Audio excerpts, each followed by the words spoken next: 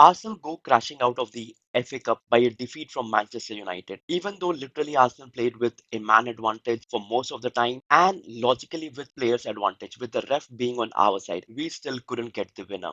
And it was United's 10-man team who stood firm, tried to make sure that they didn't concede any more goals and take the game to the penalty. With Odegaard missing from the spot, Kai Havertz some shambolic chances, and Declan Rice as well. The attack seems to be toothless.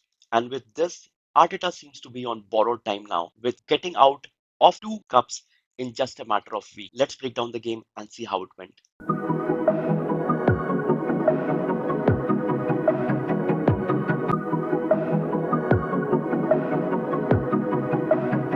Arsenal wore the all-white kit against Manchester United in the FA Cup match. This was for their No More Red campaign, which is against the prevalent knife crimes in London and other parts of England. Unfortunately, it was not the game or not the day for the teams wearing white yes, with Arsenal crashing out of the FA Cup and Real Madrid being humiliated by Barcelona in the Super Cup. For me, again, I should not be hiding behind the or not should any other players or any of the fans in general. But for me, we have never won a knockout match when we have wore this kit.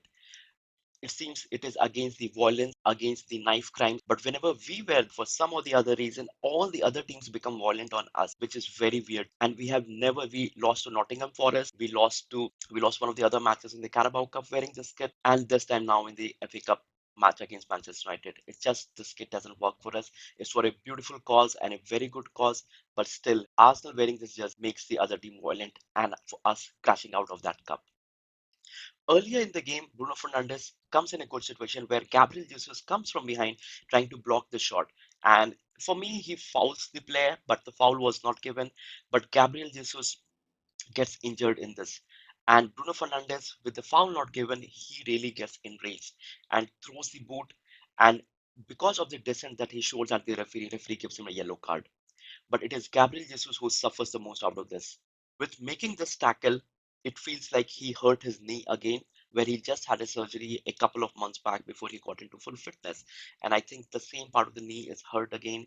He was being treated on the pitch for quite some time, and then he was being sent off on a stretcher. And this is never good for any player. And I think this could change the whole course of Arsenal season, where it is already not going well with Saka out and very out, Gabriel Jesus out as well. I think that stack, which was already toothless, has gone worse.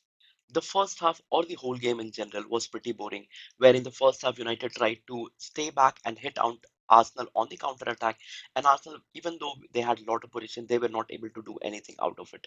They were controlling most of the game, but in terms of creating any penetrating chances, they were unable to do that. In the second half, the things change, and here you can see Gabriel Jesus tries to head the ball and give it away for a throw in, but he is not able to do that. It gets deflected from him, and Garnacho is quick to take control of the ball and drive towards Arsenal. He drives it well and then cuts back from Bruno Fernandes, where Bruno Fernandes takes a brilliant shot first time and curls the ball in the far post of the keeper, with Raya not having a chance to do anything about it. And this gives Manchester United a lead in the game in the second half. And in the 61st minute of the game, a moment of madness from Diego Dallo changes the game for Manchester United, where he slides in a bit rashly and the referee gives a second yellow card. And I think Diego Dallo was against the total no more red campaign, where he wanted to make sure that there is something or the other red that comes out in this game. And he was ready to take that red card for it. He takes that red card, he's sent off in the 61st minute of the game, and Arsenal strike in just 2 minutes later in the 63rd minute from our best striker, the informed striker Gabriel Magalhães, our centre back. He has scored the 20th goal of his Arsenal career. He is scoring more goals than any other wingers apart from Saka, who is doing it. The ball gets deflected and comes to Gabriel Magalhães here, and nothing to take away from it. This is a pure, well taken shot where he drives the ball, he kicks it properly, and it goes in the near post. And this gives Arsenal a equalizer in the 63rd minute of the game, and where all the Arsenal fans are that from now the game is about to change for Arsenal. In the 70th minute of the match, Kai Havertz does a shameful dive to earn Arsenal a penalty.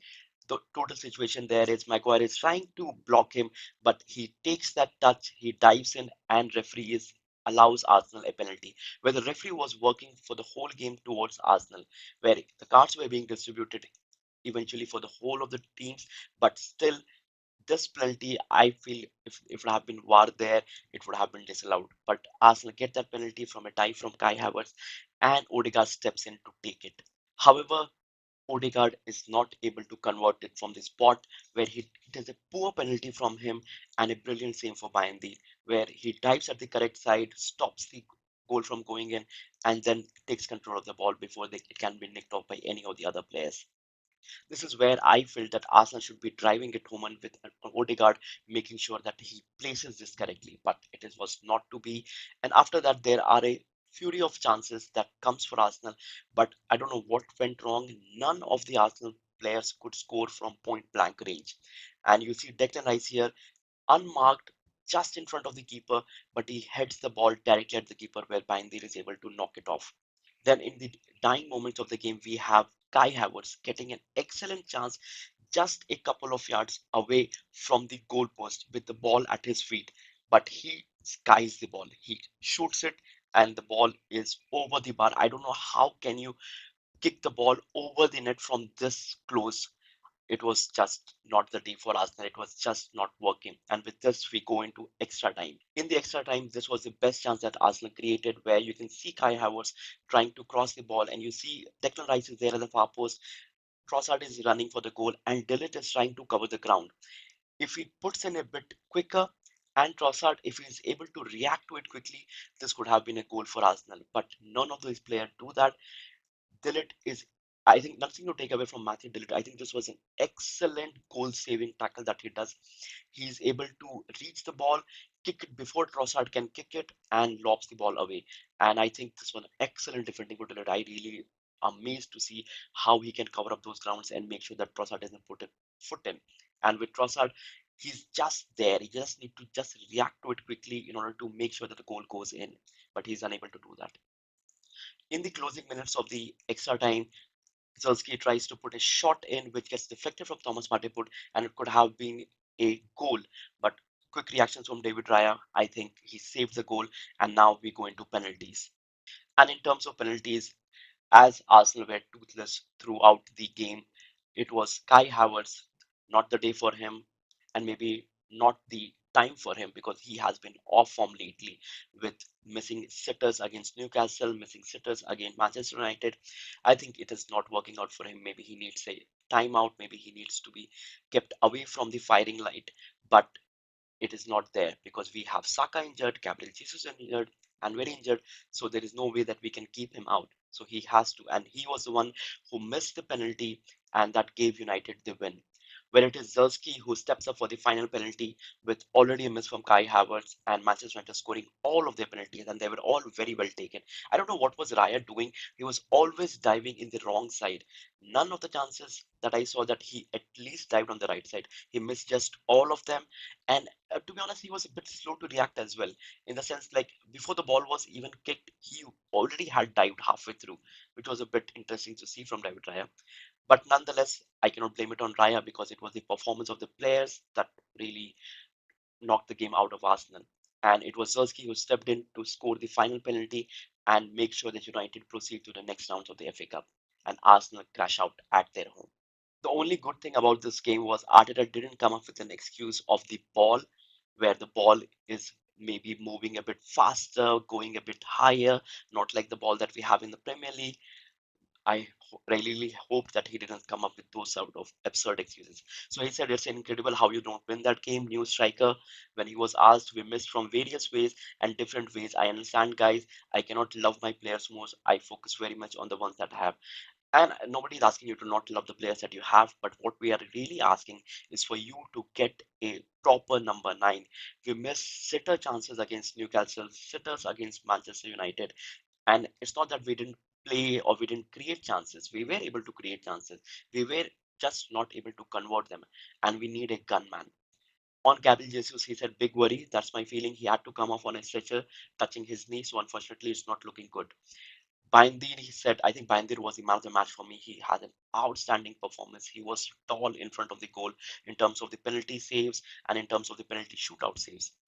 I just want to help everyone at this great football club. You have to be ready at every second if you are a Manchester United player. Ruben Amorim said we have to compete no matter what, no matter the situation, and that's what we did today. He was again asked about Marcus Rashford, where he said, I don't know, we'll see. He is a player for Manchester United. He loves this club, and I have to make choices. It is what it is. And I think Manchester United are trying to make sure that Manchester Rashford goes away either on loan or a permanent deal in this January transfer window. And unless they are sure that it won't be happening, they won't be playing Marcus Rashford. I think if it doesn't happen, we might see Rashford again getting some time, maybe in the February or March. Arsenal had 3.22 of XG to United 0.27, 26 shots to their 7 shots on target to their 4, 70% of possession, and still firing blanks apart from the one goal from Gabriel Magalhães. With 575 accurate passes, 203, it was just not the day for Arsenal. They were not able to convert the chances. They created maybe not the best chances in terms of the overall game, but still one of the best chances that should have been taken.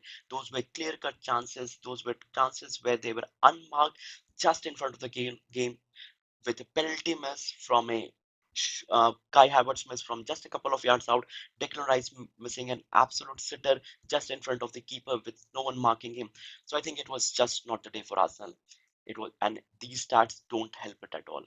I think in terms of the overall match performance and player stats, I don't know why Odegaard gets 8.8, but I think he was the one was creating chances for Arsenal, the one that dropped for Gabriel Magalhães, the one that dropped for Kai Havertz, the one that dropped for uh, Declan Rice. I think they all were from Odegaard, but his penalty must really devastated us. He should have been taking that. In terms of the performance, I think Saliba and Timber they looked average. Gabriel he scored a wonderful goal. Mikel Merino, I am not sure what he brings to the team. To be honest, it has been close to a half an year now, and I have not seen him influencing even one game for Arsenal. So I have no clue what he brings to the team. I think Zaka was better, and that's the worst that I can say for him. Jorginho, I think we having a knockout match. Why don't you start Declan Rice and your Partey as a double pivot, or maybe one as attacking and one as a defensive, to make sure that you win the game properly. Instead of they started Jorginho was able to, he was not bad, but you have better players and it's a knockout game at your home. I don't know what is Arteta thinking. Kai Havertz, horrible. Gabriel Martinez, he was able to take on a couple of players, but he didn't really create anything, to be honest. So for me, he was bang average. Gabriel Jesus, he got off injured, so I'll just leave him. Trossard, he when he came on, he was not pulling up any trees either. It was a horrible display from him and from Sterling as well, where Sterling, Merino, I think they have not just kicked on. In terms of Højlund, I think for Manchester United, he was not impacting the game. Zirkzee, when he came on, even though in the 80th minute, he was more impactful. Bruno Fernandes and Garnacho, I think they had a very good game with Garnacho creating that chance and Bruno Fernandes taking that shot. Beautiful goal from him. Kobe Mainu, I think he was not able to impact. Ugarte, I think he was pretty decent. I don't know why they have given him a bad rating here, but I think he was very strong. He was able to disrupt Arsenal in the midfield. Mazraoui was good. Dallo, I don't know, maybe a moment of madness costed him the red card, but I think he was not good. I think it was coming for him. His defensive things were still not working out. He switched the flank in the halftime from Mazraoui, but still, I think it did not help him at all. Martinez, he had a good performance. Maguire and Dillard, I think Maguire has completely changed his whole game around him, where all the fans were at him at a point of time, and now they are beginning to believe in Maguire, and so am I. He's playing wonderfully well, and with Dillard doing a wonderful job as well. But I think for me, the man of the match performance was from Bayern, saving a goal from the spot and saving a goal in the penalty shootout. I think he was exceptional throughout the game, with every fan or everybody questioning why is Onana not starting in this game. I think he answered those questions pretty well, and I think a very confident and a very promising display from him. And with that, Arsenal have now crashed out of the FA Cup by a defeat against 10 Men United. And Arteta, he just seems to be clueless on what to do right now. With no players coming in the January transfer window, where Arsenal do need a proper forward and a couple of players as well with the injury lines that we have. Things are just getting worse for Arsenal and for Mikel Arteta. And if we really hope that we can salvage something from the season, we need to go in the transfer market and get some players ASAP. So that's the video then and there, people. Do let me know your thoughts in the comment section. What do you think about this game? What really cost us? And what do you think Arsenal should change or bring in players? Thank you so much for tuning in. Don't forget to like, share, and subscribe. And I'll see you in the next video. Thank you.